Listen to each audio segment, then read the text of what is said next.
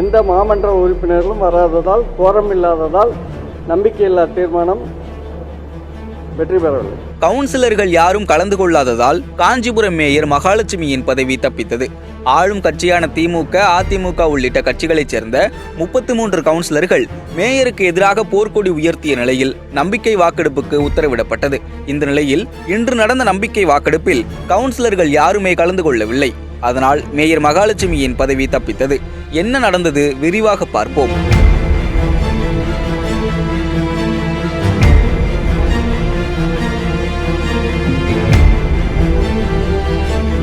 தமிழ்நாட்டில் நகர்ப்புற உள்ளாட்சி தேர்தல் கடந்த 2022ஆம் ஆண்டு பிப்ரவரி 19ஆம் தேதி நடைபெற்றது.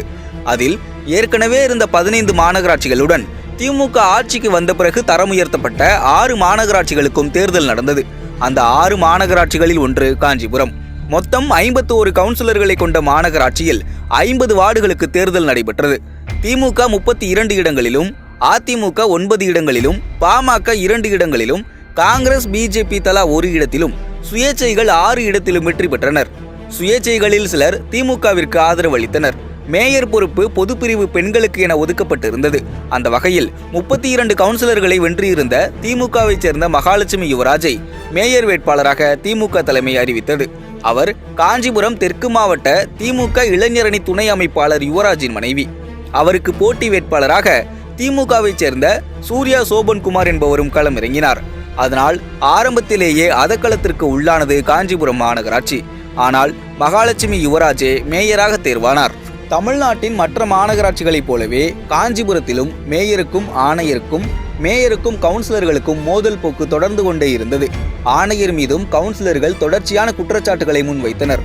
தவிர மாநகராட்சி செயல்பாடுகளில் மேயரின் கணவரின் ஆதிக்கம் அதிகமாக இருக்கிறது, சரியாக நிதி ஒதுக்குவதில்லை, வார்டு பணிகளை மேற்கொள்ள முடியவில்லை என மேயர் மீது நம்பிக்கையில்லா தீர்மானம் கொண்டு வர வேண்டும் என்று 17 திமுக கவுன்சிலர்கள், 7 அதிமுக கவுன்சிலர்கள், 5 சுயேச்சை கவுன்சிலர்கள், 2 பாமக கவுன்சிலர்கள் உட்பட மொத்தம் 33 பேர் மாவட்ட ஆட்சியர் கலைச்செல்வி மோகனை சந்தித்து மனு அளித்தனர். அதைத் தொடர்ந்து ஜூலை 29ஆம் தேதி காஞ்சிபுரம் மேயர் மீது நம்பிக்கையில்லா தீர்மானத்தின் வாக்கெடுப்பு நடைபெறும் என அறிவிக்கப்பட்டது. தவிர கணக்கு குழு, நிதிக்குழு உட்பட பல்வேறு நிலைக்குழு உறுப்பினர்கள் தங்கள் பதவியை ராஜினாமா செய்தனர். அதனைத் தொடர்ந்து திமுக அதிருப்தி கவுன்சிலர்களிடம் மாவட்ட செயலாளர் சுந்தர் பேச்சுவார்த்தை நடத்தினார். அது தோல்வியில் முடிய திமுக முதன்மை செயலாளர் நேரு பேச்சுவார்த்தை நடத்தினார். அப்போதும் கவுன்சிலர்கள் தங்களுடைய முடிவில் விடாப்பிடியாக இருந்து விட்டனர். இந்நிலையில் நீதிமன்றமும் வாக்கெடுப்புக்கு தடையில்லை என அறிவித்தது. இந்த நிலையில் இன்று வாக்கெடுப்புக்கு உத்தரவிடப்பட்டது. ஆனால் கவுன்சிலர்கள் கிழக்கு கடற்கரை சாலையில் உள்ள சுற்றுலா தலங்களுக்கு ஏற்கனவே சென்று விட்டனர். சொகுசு விடுதிகளில் தங்கியிருந்தனர். அவர்கள் யாரும் வாக்கெடுப்பில் பங்கேற்கப் போவதில்லை எனவும் அறிவித்திருந்தனர். இன்று காலை 10 மணிக்கு மாநகராட்சி ஆணையர் தலைமையில் கூட்டம் தொடங்கியது. ஆனால் 34வது வார்டு கவுன்சிலர் பிரவீன்குமாரை தவிர மேயர் ஆதரவு கவுன்சிலர்கள் மற்றும் எதிர்ப்பு கவுன்சிலர்கள் என யாரும் கூட்டத்தில் கலந்து கொள்ளவில்லை. அதனைத் தொடர்ந்து கவுன்சிலர்கள் பங்கேற்க கால அவகாசம் அளிக்கப்பட்டது. அதன்படி 10 மணி முதல் 11:40 வரை ஆணையர் கவுன்சிலர்களுக்காக காத்திருந்தார். பிரவீன்குமாரும் வாக்கெடுப்பில் கலந்து கொள்ளவில்லை. அவரை தவிர ஒருவர் கூட வருகை தராததால் தீர்மானம் தோல்வியடைந்ததாக ஆணையர் அறிவித்தார். நம்பிக்கையில்லா தீர்மானம் தொடர்பாக 33 பேர் மனு கொடுத்தாங்க. அதை தொடர்ந்து அறிவிப்பு 9ஆம் தேதி அளிக்கப்பட்டு 29/7/2024 அன்று இன்று நம்பிக்கையில்லா தீர்மானம் தொடர்பான கூட்டம் நடத்த உத்தேசிக்கப்பட்டு நாங்கள் வாக்குச்சீட்டு முதல் எல்லாத்துலேயும் தயார் நிலையில் இருந்தோம். எந்த மாமன்ற உறுப்பினர்களும் வராததால், கோரம் இல்லாததால் நம்பிக்கையில்லா தீர்மானம் வெற்றி பெறவில்லை. இந்த நிலையில் காஞ்சிபுரம் மேயரின் பதவி தப்பியது.